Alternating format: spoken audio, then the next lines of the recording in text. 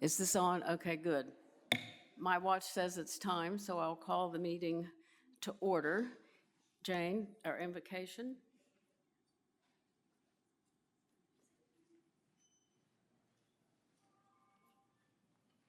With the 4th of July around the corner, I bring you some patriotic words.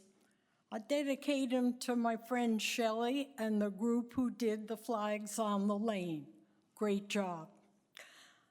This is the words of one of my favorite songs.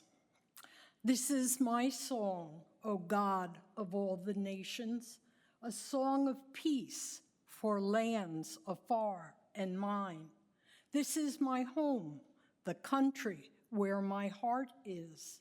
Here are my hopes, my dreams, my holy shrine.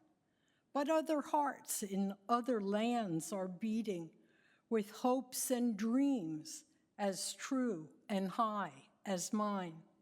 My country's skies are bluer than the ocean, and sunlight beams on clover leaf and pine. But other lands have sunlight too, and clover, and skies are everywhere as blue as mine. Oh, hear my song, thou God of all the nations, a song of peace for their land and for mine. Let us ask God's blessing on the United States of America. Amen.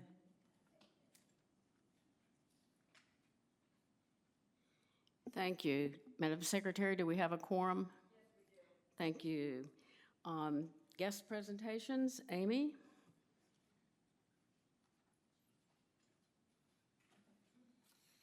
Did you hear that? She called me a guest. Thank you. Is it hot enough for everybody? I never thought I'd wish for it to be Thanksgiving this time of the year, but November's looking pretty good. Wanted to talk briefly about our power outage, probably not something that you want to hear now that it's behind us, but thank you. Thank you for your patience, for your understanding, and your resilience. This is the first time in my 23 years that Cedarfield has lost power for more than 3 hours. I think we hit 27 hours in this last power outage. It was horrible. It wasn't pleasant, but we made it. We are in the process of reviewing all of the practices to make sure that if this ever happens again, fingers are crossed that it doesn't, we have our bases covered. The electrical system that powers Cedarfield is a three-legged system, and we lost one leg of that system during the power outage. When that happened, we immediately went over to generator power. So for those of you who live in a cottage and have an address on the court, you never lost power. For those who live on the lane, you had no power whatsoever. For those of you who lived in the building, a majority of your power was coming from our generators, our 2 generators. So if this ever happens again, the lights that were on in your house will be the lights that will probably be on the next time. Some apartments have an identified red outlet. If you don't have a red outlet, let's give our maintenance department a couple of weeks to remedy the things that they've identified that need to be addressed immediately, and then they could come and do an inspection to see if you might have an outlet that is red but isn't labeled red. So what that means is you might have an emergency power outlet in your apartment that you don't know is an emergency power outlet. We will work with our local Virginia Dominion Energy company to meet with us and identify what we need to do to increase our priority for the next time a power outage happens. I don't know that we'll be able to do that, but it's worth having those conversations given the fact that we have a healthcare center. We still have some areas in the building that aren't working quite right since the power outage. For those of you who swim, I apologize. We lost a couple of motors with that power outage. We've lost some air conditioning in the back of the house in the kitchen, and have brought in temporary air conditioning units there. And there's also another area that is slipping my mind right now that is without air conditioning too. The wellness building, yes, exactly, thank you. So we're working with outside contractors to get replacement parts and have those things fixed. Any questions about the power outage? Yes, ma'am.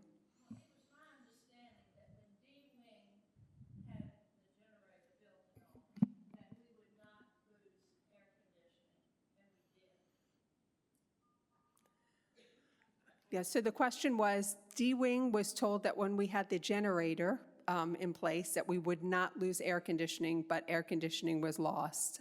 What we can do is talk with the contractor who installed that and make sure that if there is capacity for air conditioning, it's added.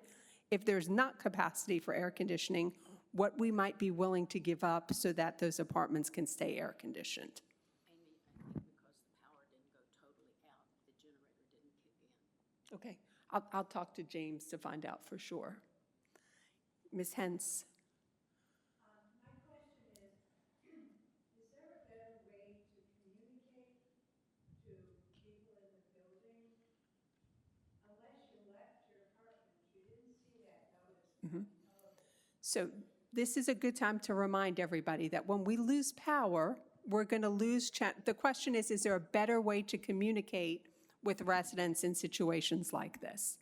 Because we lost power, we also lost ability to communicate through our app and through our in-house TV station. So our practice has always been, excuse me, to put easels at the atrium at all 4 floors, one at the town center, and one at the main entrance to the Parkview entrance for residents who live in the big building. For residents who live in the cottages, we put an easel with communications in the clubhouse. Now, fortunately, for many of you who've lived here for a long time, you've never had to experience us having to use that. That's the process that we will use moving forward, and we'll continue to educate residents as that being the case. In addition, we'll put things in mailboxes on a regular basis as things change and as we get more information. So we provided later in the day on Friday in mailboxes information about what needed to be thrown out from refrigerators when that was presented to us, or we found that information updated on the CDC website. In addition to that, because I am on oxygen and was not aware that there was a red plug anywhere, is there a way to let new residents like myself to the building be aware of that? Yep, we will make sure that we do that. We have a list as well. If you're in independent living and you have a special medical need, we look to you to reach out to us to let us know that you need help with that. We have specific places set up throughout the community that we know you'll always have electrical power in case you're on, let's say, an oxygen tank or need special breathing treatments or such. Thank you, Amy. Absolutely. Yep, this is one of those rooms. We also have the great room upstairs in our healthcare center.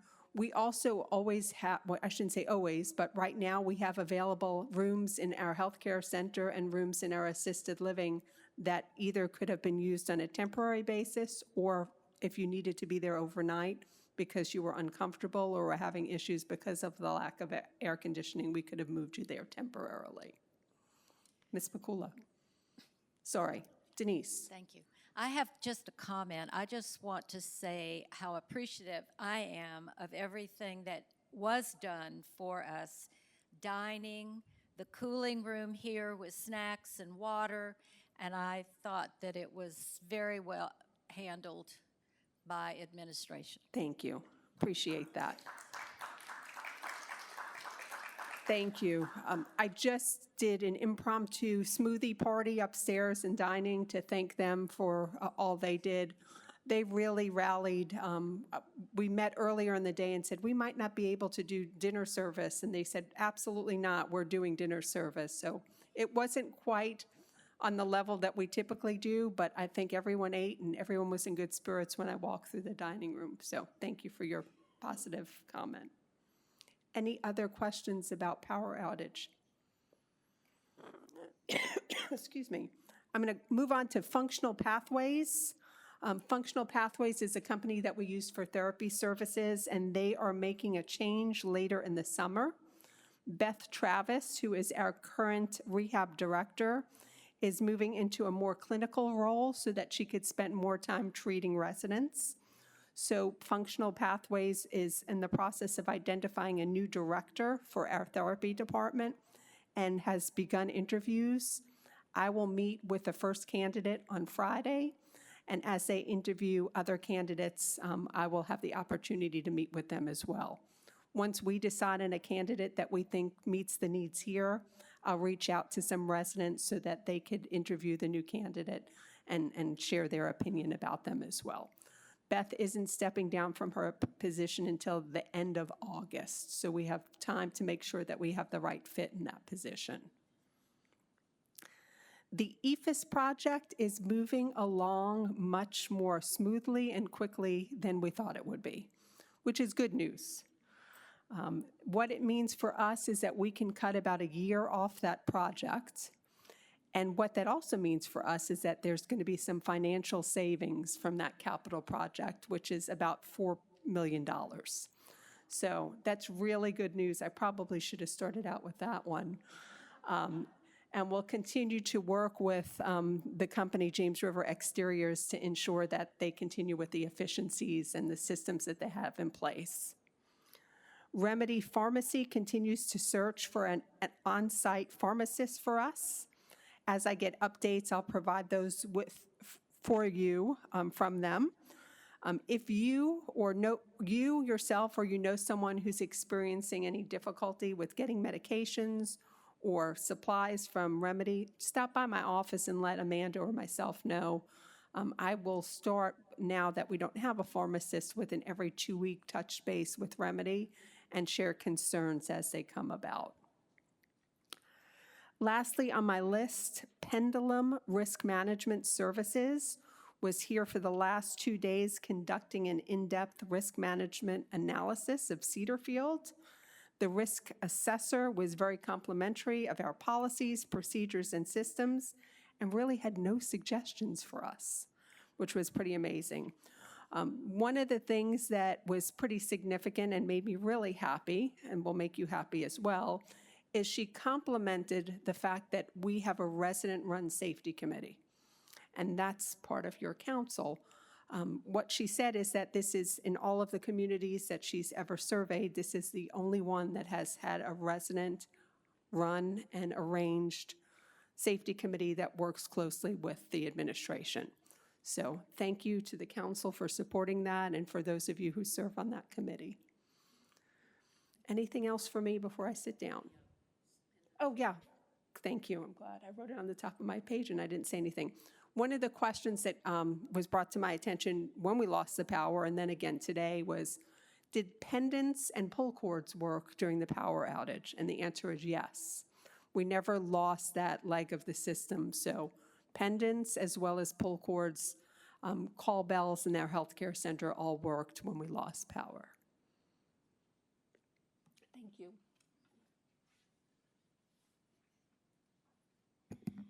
Denise, thank you for thanking Amy on behalf of the residents, because I've gotten calls from residents too, thanking you for everything that happened.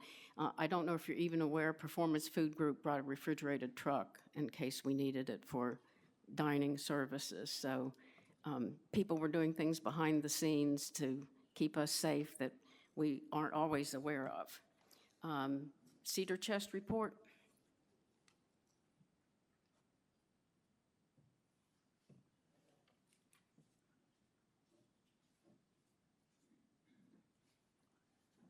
I'm really happy to announce that in the past year, the Cedar Chest has made over $25,000. So within the next few days, we will be deciding which of Cedarfield's charities and how much each one would get. So it's kind of exciting, and we'll let you know that next month. We're open tomorrow from 10:30 to 1:30. please continue to support us, because when you support us, you're supporting everyone. Thank you.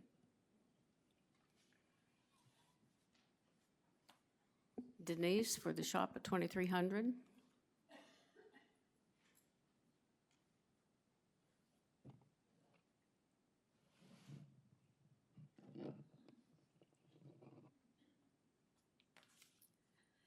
Hi, I'm Denise Bakula, and I work at the shop at 2300 as a volunteer.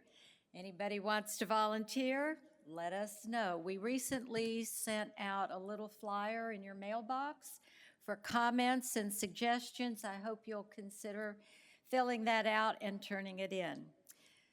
So in retail life, these are called the dog days of summer, which means things get kind of slow, and especially with the heat. But see, the shop at 2300 is still perking along, doing well. I want to announce that beginning July 14th, that whole week, we are going to have Christmas in July. And there'll featured things will be our jewelry will be 20% off, as well as all of our handbags. Then there will be select items that will be maybe 50% off. So come starting July 14th, that's a Monday, through Saturday, to take advantage of the sale, because it will save you time during the holidays if you buy your gifts now and put them away, especially at reduced prices. Thank you.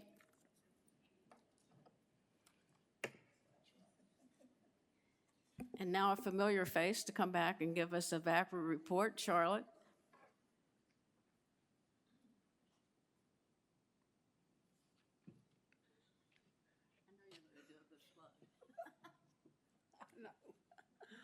Good afternoon. Whoops, too many papers. This is the VACRA report for June. On June 20th, Matt Phillips, the outreach coordinator for the Henrico Public Library, presented a program entitled Plug into the Power of the Library. Who would have thought it would be interesting? It really was. I know a lot of people in here attended that meeting, and we all found it to be interesting. There are classes galore at the public library, all kinds of things available, free.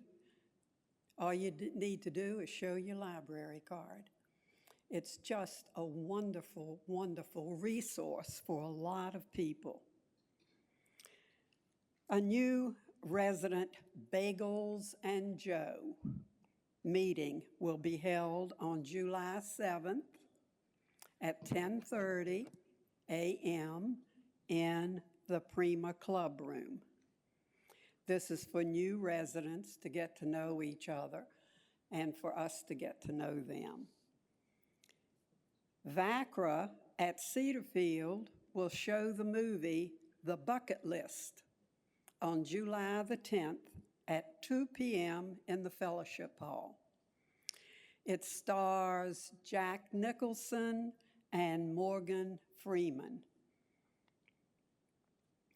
You only live once, so why not go in style? This is just what these two strangers who become friends do. Their adventures are hilarious, and the depth of their new friendship is certainly heartwarming. As Atul Gawande in Being Mortal states, our ultimate goal is not a good death, but a good life, all the way to the very end. Everyone is invited to see this movie. I think you will enjoy it. You'll laugh. You might even shed a tear, bring a Kleenex. So we hope you will attend the movie on July the 7th. we will not have monthly programs in July and August. If you are interested in becoming a member of VACRA and you haven't had that opportunity yet, please contact Pat Sullivan. And for your information, we have a smidge over 220 members as of now. Any questions, comments? Let us know if you want to join. Thank you. I'm a little disappointed, Charlotte. You usually say I have membership applications with me. That's hard to believe. Okay, are there any additions or corrections to the minutes?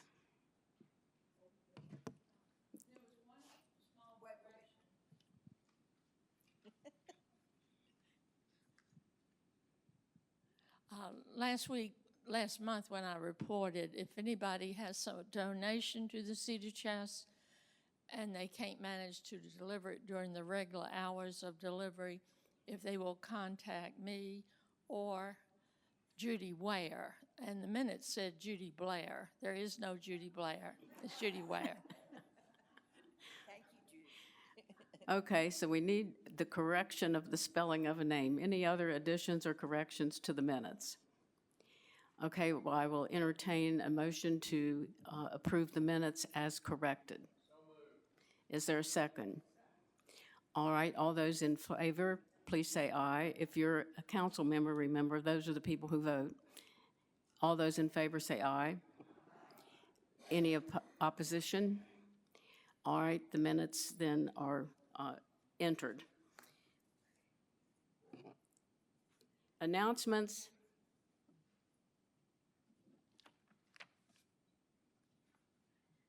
I want to thank some committees for all the hard work they do. The Wellness and Leisure Committee has updated the resident-run clubs and groups and made it a little more readable and larger, so those are available in the Business Center and in the mail room. The Communications Committee, I want to thank them for all the work they have done on the new telephone directory and the residents handbook. New copies of those went out, and I understand we have handed out over 200 paper copies.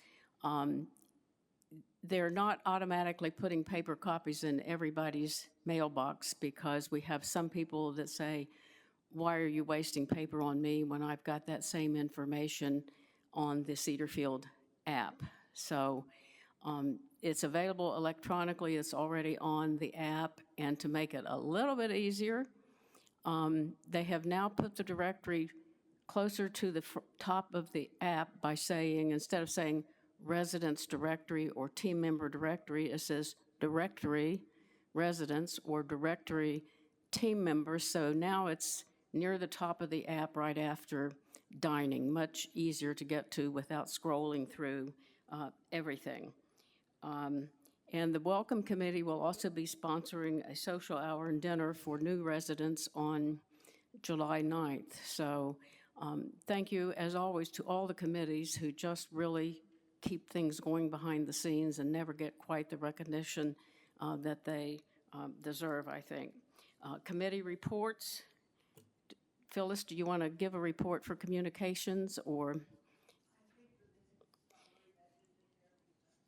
Okay, all right. You have Phyllis's report in the minutes. They have been doing a lot of work on the handbook. They are getting ready to do some work on the app. They've done the telephone directory. Their job, they have this wonderful description, is to make recommendations for all of the communication at Cedarfield. So that's a big job to tackle.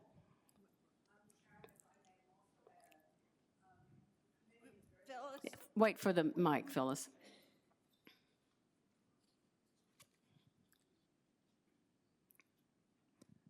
If I may also add, the committee is looking for recommendations on how to make the communication documents that we've just discussed and some of the others more easily readable visually for people with lower vision or vision complications. So any suggestions that you may have is welcome by the committee, and thank you. Is Jim Farrenhold here for dining?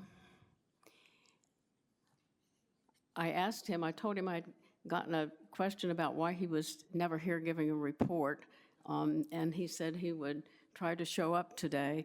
The dining committee is always working behind the scenes to keep things running smoothly. Nothing exciting, to my knowledge, is happening in dining right now. Prima is doing well, and they would encourage you to please continue on the few days that the new menu is available in Prima and you're doing the comment cards, to please fill out those comment cards because they do use them, and they sometimes make changes very quickly in that Prima menu if they get a number of comments on those comment cards about something that needs to be improved. The Fresh Eyes Committee, I guess, is taking a look at dining room, furniture, carpeting. So if those of you, if you have a question about what has ever happened to the cocktail lounge, Marta, you know about this, nothing exciting right now, but it's still behind the scenes. In the works. Sometimes things do not always move fast, but your dining committee has not forgotten about it. Again, they're making some changes in scheduling just to help control costs. Overtime they're looking at overtime to try to control that a little better. So they're working hard to keep inside the new budget that started on June 1st. So do you have any questions about that? All right, Frank, do you have anything to say for environmental?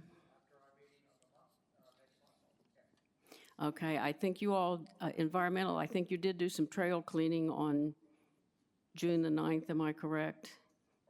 You did do some trail maintenance on June the 9th, and they're waiting for some cost analysis on some of the things that need to be done. So trust me, they are on the pond. It's just, it didn't get in the shape it's in quickly, and it's not going to be a quick fix. Facilities.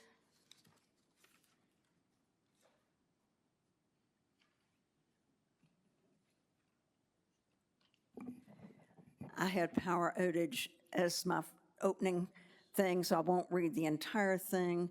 There was a disconnect of our power from a pole in the woods.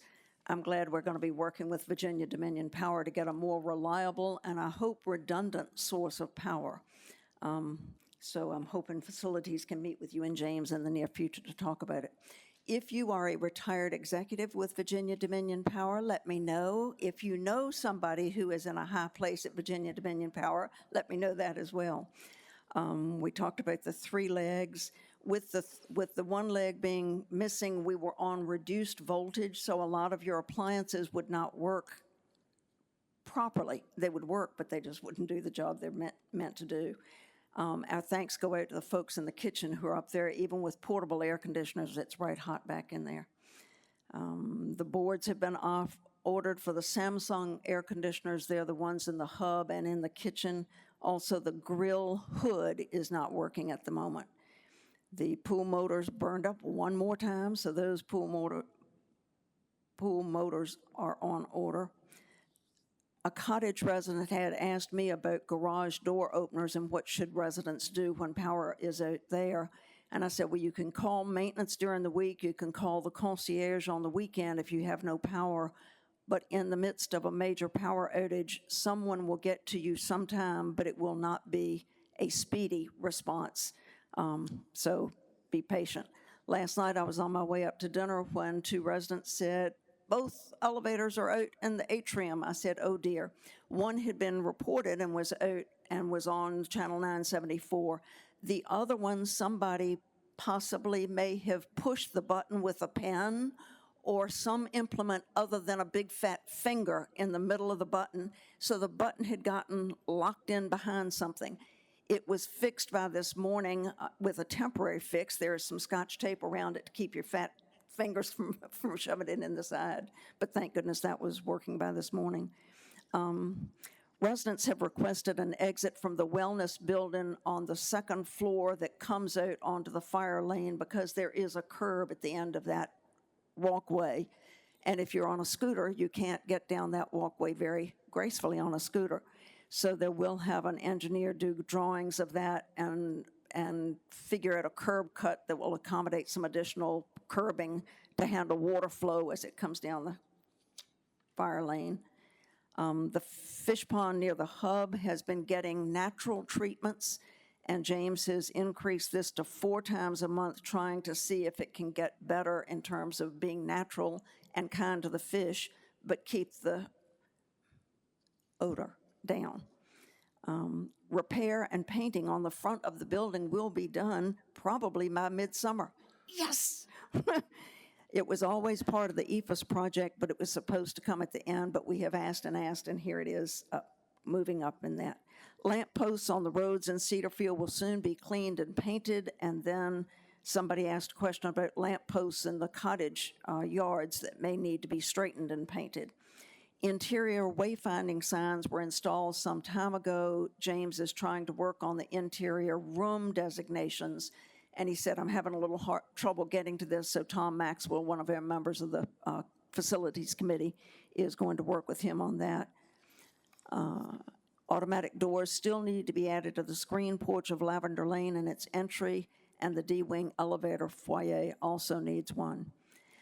There are sensors at certain doors that are fire emergency exits, but sometimes it does not see us because we're either too petite or we approach at an angle.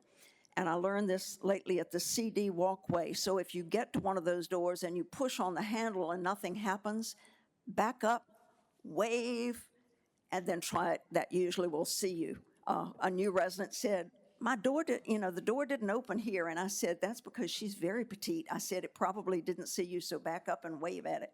She'll try that. Cottage pipe retrofit project has not yet gotten underway, and it needs to get underway, and I hope finished by October. So James is going to bring in an outside person to design the retrofits. This is to keep the cottages from having water freeze in the pipes in severe cold like we had this past winter. Once the power poles are moved by Virginia Dominion Energy, then the road widening of Cedarfield Parkway at the exit will be widened to accommodate 2 oversized vehicles, because it's already wide enough for 2 vehicles, but this would be for oversized ones. With respect to the red awning ramp, the awning fabric itself needs to be replaced. Lights were installed a few months ago, but they're a temporary fix, and so James is trying to figure out how to make those permanent, and the floor that was repaired some months ago needs to be painted. Preventive maintenance are generally being kept up to date, and James is thinking of hiring one person just to do preventive maintenance work. They're keeping up with the HVAC stuff right now, but maybe he's got 3 positions vacant. Well, I don't know that they're all vacant. Troy is out on sick leave, and so some are not vacant, but he does have at least one. EFS, we talked about, expect to finish A wing July, August, and then move to B wing. The common porches, somebody had asked about that. The common porches will have the trim painted way up at the top. Looks like it never was painted, but perhaps it was 30 years ago, and it's just gotten dirty through those years. And then the lamps on the porches look dated, as in not too swift, so James is looking into some new lights for the porches of the common areas. New sidewalk lights are in this year's budget, and they will start with the CD walkway, which got some plastic temporary ones a couple of years ago. So the first new ones will go in there, and then the A, B, and BC courtyards will follow from there. Sidewalk repairs have been done around the buildings, and then some of the cottages need repairs. Swimming pool temperatures were discussed, and the Facilities Committee had talked about this some months ago. So Tom Maxwell dug out those numbers and gave those to James. And that's about swimming pools for the elderly. Staffing, we just talked about that. Gutters on the cottages were installed, but some were not done possibly correctly because they could have come up in a point at the top, and then that makes it catch the debris rather than washing it off. Any questions of facilities? Ms. Pakula is going to get the microphone.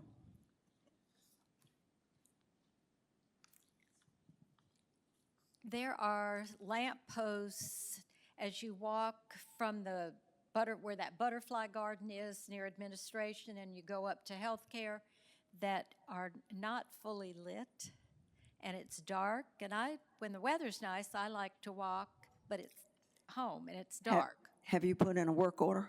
I have talked to James. Talking to James is not putting in a work order. James Okay. is wonderful, but as many of us that stop him when he's going I'll do that right now. Yay! Okay. We've got the app on our phones. You can take your little app and just type a little work order in right from your phone. I'm wondering about the lights, Denise. Do you think it is because of the low power we had? Is it? No, it's, okay, been a long time coming. Any other questions? And earlier in the month, the cottages got a memo from James about inspecting the ceilings in the cottages. And they're supposed to be Expecting what? inspecting the ceilings in the cottages. I Yes, think some of yes. it's probably tied into the Yes. freezing problem. Anyway, they're supposed to be making appointments, and I haven't heard anything, and I don't know if the committee is aware of that or. Yes. And I reported on this at the last meeting, so I'm not reporting this month on it. But yes, all cottage ceilings are to be inspected.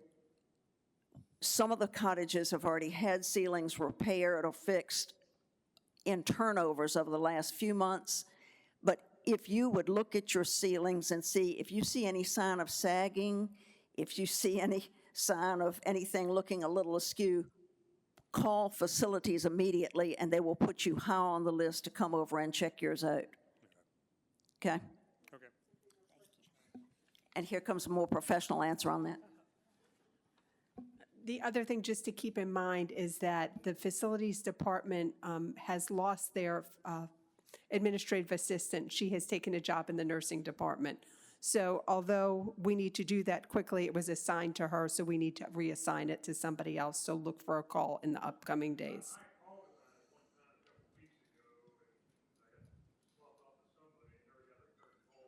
Okay, I'll make sure that they call you back. Thank you. Yes, sir.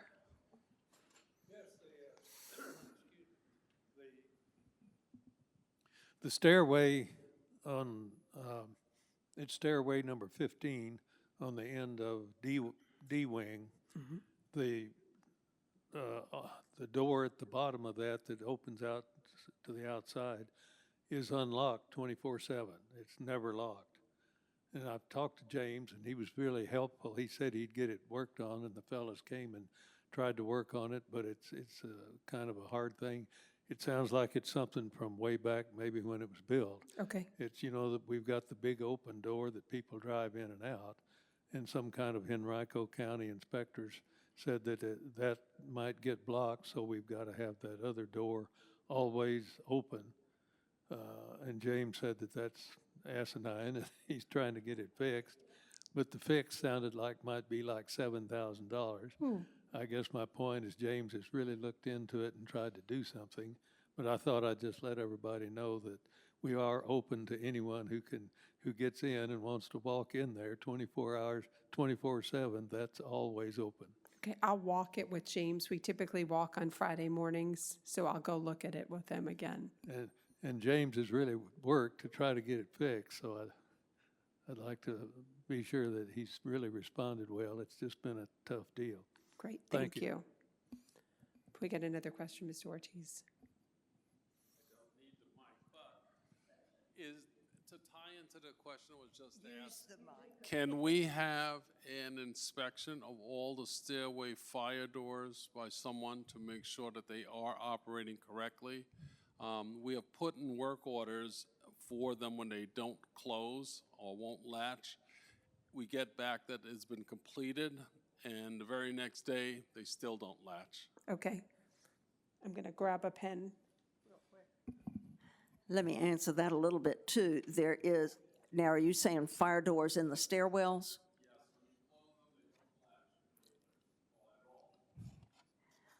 Give him the mic so he can okay. And then you put a work order in, Yes. and they say it's been fixed, but you find it, They fix it, it works for one day, and then the next day it's broken again. okay. And then the other thing on that was when I was talking about the several doors that we know that sometimes don't see those of us who are more petite. James said the next time we have a fire emergency, like a fire drill, they'll check those doors specifically to make sure they are open. Jenny?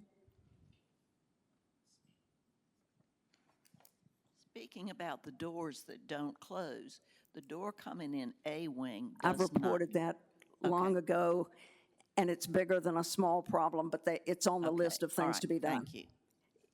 It took quite a while to get the B wings. We had 2 doors at B wing that didn't shut. Phyllis? Wait for the mic.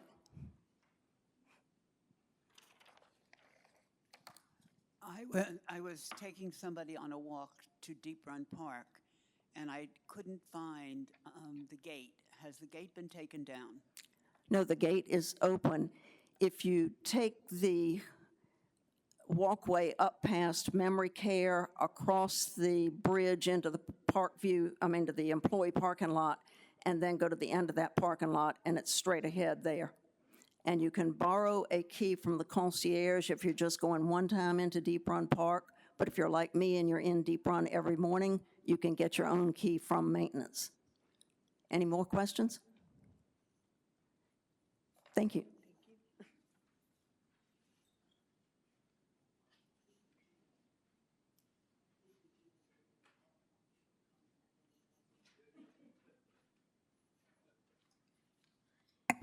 Okay, I don't think Roger's here from the gardening committee, but the flowers are all still live and well, so the garden angels are doing their jobs. The committee had a nice presentation at their last meeting about the history of Garden Day at Cedarfield and how that came about, which is one of the nicest things we have here. They are also examining ways to get water to some of the beds that require frequent replanting because it's difficult to water them. They don't like to spread hoses across the road where people can trip over them if they're walking or drive over them with their car. So James is looking at that along with the Flower Committee. And they did mention to me, but they haven't come up with an official thing, that they might like to change their name to the Cultivation Committee because they do more than gardening, but we'll wait for something official from that. Health Services, they still are evaluating two-way call bell systems. They always, as always, are monitoring staffing patterns in all the licensed areas. They look at call bell response times to try to improve those. They're currently making plans for a fall presentation all about assisted living, and they have hired a new recreation therapist, Portia Thornton, for memory care. And I just met her personally this morning, and I think she's going to be a wonderful addition to that area. So, library, next.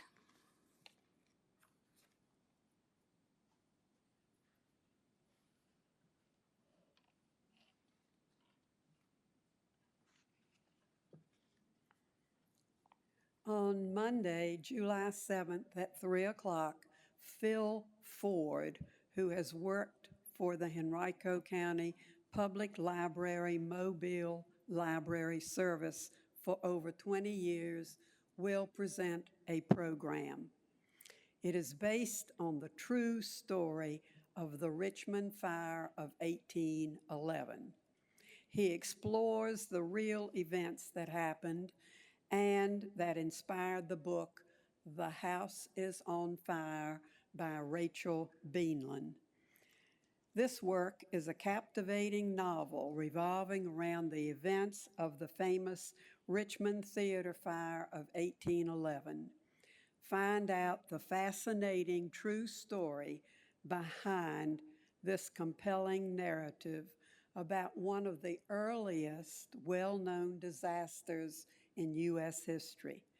This program is sponsored by the Library Committee and the resident Life and Wellness Committee.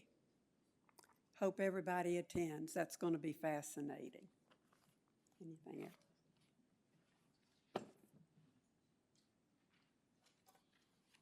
Okay, Jane, I noticed you have sent us a report that says, thank you for the support of the Angel Fund, and they are getting an increased number of requests from team members. So that's an indication that economic times are getting tougher for some of our workers. So donations to the Angel Fund are always appreciated, and everything they do is held in strictest confidence. So they don't even know who they're giving money to. It is paid directly to the vendor for whatever the problem is. So thanks everyone who contributes to that. Safety Committee, just about everything has been covered by facilities.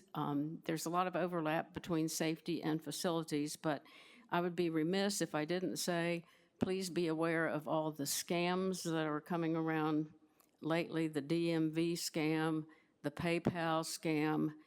They're going to be putting up some new Be Aware signs related to that. But if you get something on the internet, as I did yesterday, that said $499.99 had been charged to my account, and please do this immediately. And I'm like, I looked at that return address with 25 numbers in it, and I'm like, this is a scam. So I reported it as phishing and a scam to AOL. But be careful about those. If you have a question, always call. If you think it's from your bank, actually call your bank. Don't ever just punch that thing. And remember, these places never ask you for money or your account numbers because your bank already has your account number.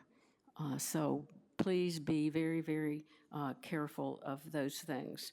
Wellness and Leisure, I think, Ted, you're reporting for them.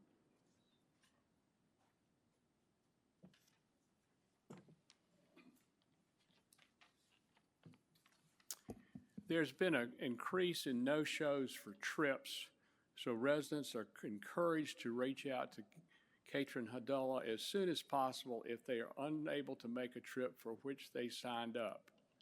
Everyone must take personal responsibility to show up for all trips that require prior signing up. All trips advertised in the Monthly Informer. If a trip has a trip fee, there will be a deadline listed in the heading. This signifies that you will be charged on this date for the trip you are attending. If you cancel after the deadline for non-medical reasons, you will be charged the trip fee because tickets or reservations will be made on that deadline date.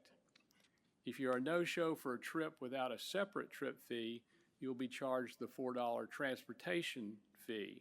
For such trips, you're encouraged to cancel at least 48 hours before the trips without a trip fee so that residents on the wait list can be called. If you're a no-show for on-campus programs that have a meal served, you'll be charged for the meal.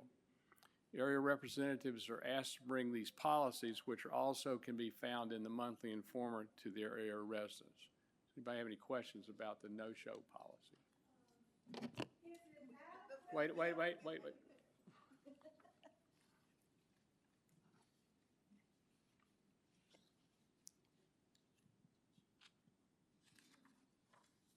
Thank you. I'm still relatively new here. And when I have gone in to see the sign-up book, I've wondered if it's adequate just to X your name off that, or if you should call Katrin, say 3 weeks in advance The or best whatever. policy is to call Katrin. Thank you.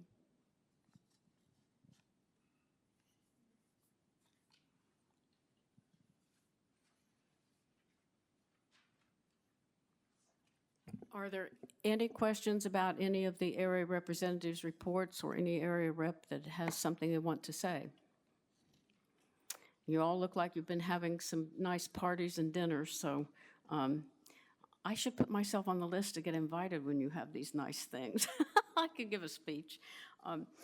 Okay, I hesitate to bring up the name tags, but here we go. A small batch has actually been ordered, and they should be in by the end of the week. I just got an update from Florence right before I came to the meeting, and she says an order is being placed, a form is being created, and it should be placed on the My Cedarfield app under Forms by the end of the day.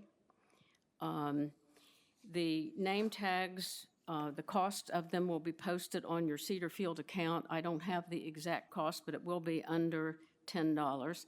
They're going to be from the company that makes the same name tags that our employees use.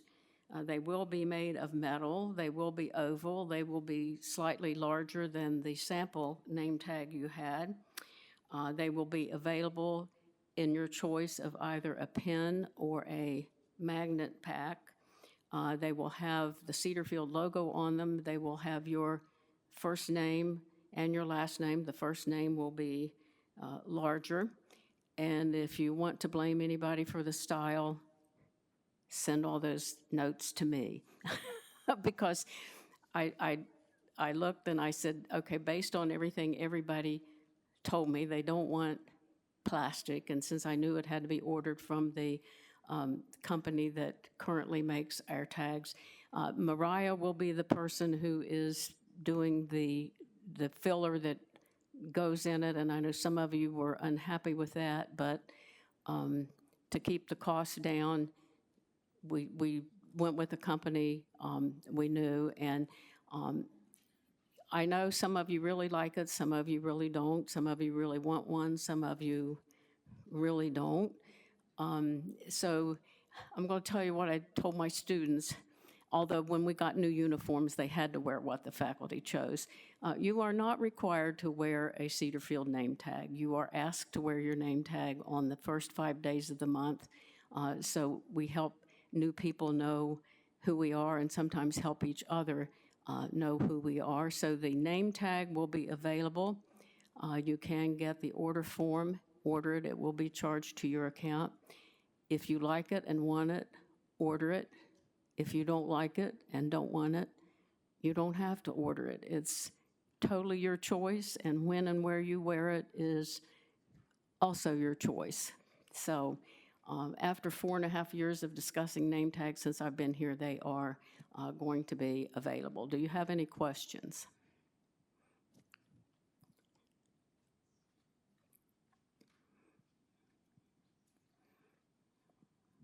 Will the current ones, like my friend Helen Horwitz is wearing, will they still be available? That I do not know.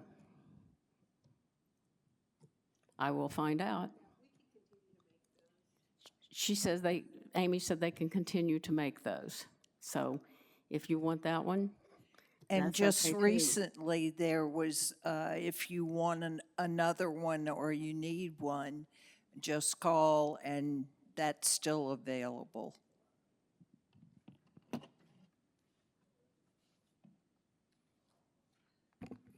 Okay, and then for my council members who came in, did you pick up a copy of the resident expense reimbursement policy as you came in? Hold up your hand and we will pass those out to those on the council who did not get them.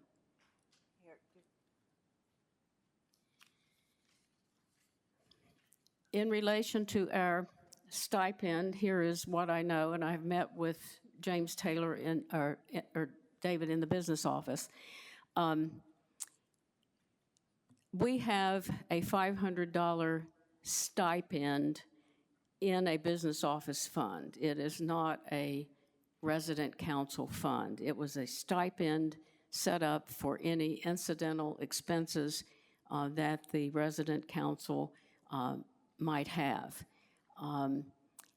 The budget year for Cedarfield runs from June 1st to May 31st, so our stipend runs from that same time. So since our year runs from March 1st to February 28th or 29th, we change fiscal years in the middle. So we just kind of know if we're keeping track of our money, when we spend what, because that determines what fiscal year it goes into on our form. And the whole reason for this form was to establish a paper trail, especially for the business office, so they will know if somebody comes in and says, oh, I need to be reimbursed for something I did for residence council. They have something other than that person's word that they need to be reimbursed. So this is a policy that Robert Ortiz came up with based on some of his past experiences. It's ours to look at and vote on. Before we can discuss it, I need a motion to put it on the floor. So would somebody like to make a motion to put this on the floor? Ted McCormick made the motion. Is there a second for the motion? Okay, Marta made the second. We are now open for discussion on the policy and the procedure. So what questions do you have? Okay, Ann?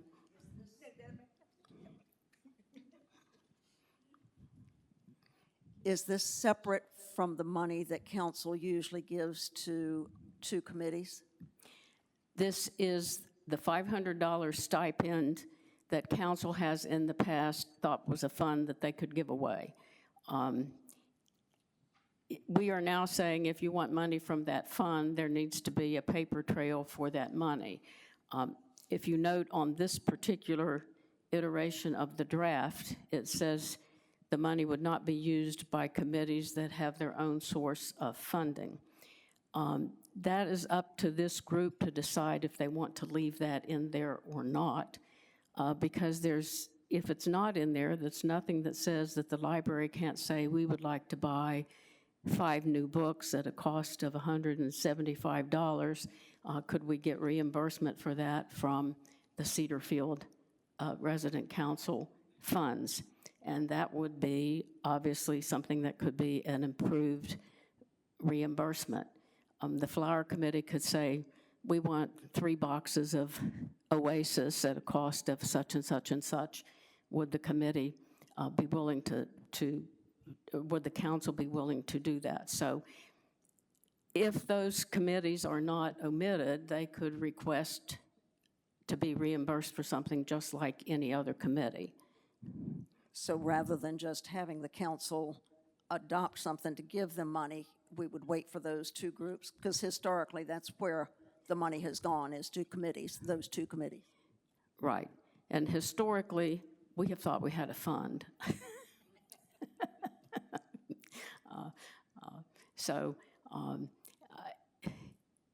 Are there any other questions? Does anybody want to amend the motion to remove that? I mean, it's open. It's this council's business to decide what they want this policy to say. Do we have any other questions about it? Okay, we have a motion on the floor to strike that, to do it as it is. Would you like to amend the motion to strike that? Who made the motion? Right. But if you made the original motion, okay. So the question is, would you like to amend the motion? Otherwise, we would vote this motion yes or no, and then if it's voted no, we would make a different motion. That's how it's done, so.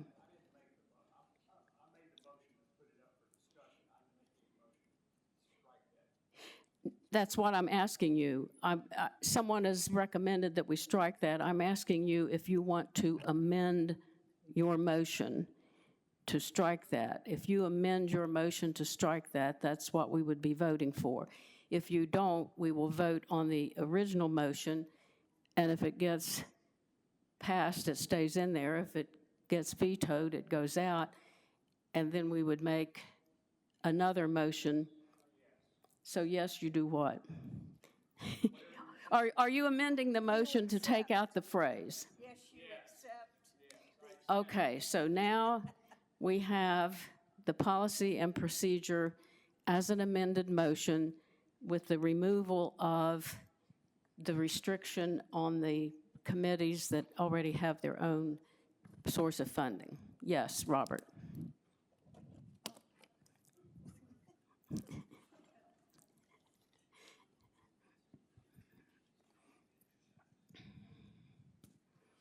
just for clarification, that particular statement in there was so that those committees that have their own funds are not obligated to follow this procedure for their funds.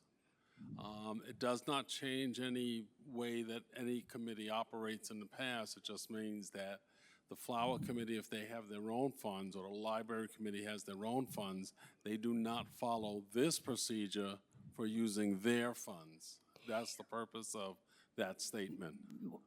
But As far as what happens to I the, think the general interpretation of that statement has been, we're restricting them, saying they can't use our funds.